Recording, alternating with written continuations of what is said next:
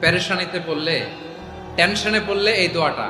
প্রিয় ভাইরা, বিষ্ণু ইসলাম যখন খুব বিপদে পড়তেন, দুশ্চিন্তা ওনাকে ঘিরে ধরতো, উনি পড়তেন ইয়া হাইয়ু ইয়া কাইয়ুম বিরহমাতিকা আস্তাগীথ, ইয়া হাইয়ু ইয়া কাইয়ুম বিরহমাতিকা আস্তাগীথ, ইয়া হাইয়ু ইয়া কাইয়ুম, হে শাশ্বত অবিনশ্বর, হে চিরঞ্জীব, বিরহমাতিকা আস্তাগীথ, তোমার রহমতের উসিলায় তোমার কাছে ফরিয়াদ করি। এটা পড়তেন।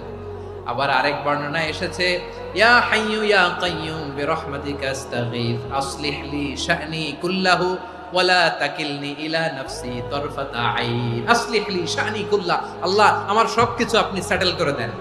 আমাদের সব ঝামেলা সেটেল করে দিতে পারে কে? আমরা তো সেটেলমেন্টের জন্য এসপি সাহেবের কাছে যাই, ডিসি সাহেবের কাছে যাই, অমুক ভাইয়ের কাছে যাই, তমুক ভাইয়ের কাছে যাই।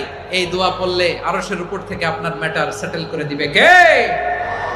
তাহলে পড়বেন ইয়া হাইয়ু, এ চিরঞ্জীব। হাইয়ু মানে চিরঞ্জীব, যিনি চিরকাল বেঁচে থাকবেন, মরবেন না। আল্লাহ মরবেন? তার কোনো লয় আছে?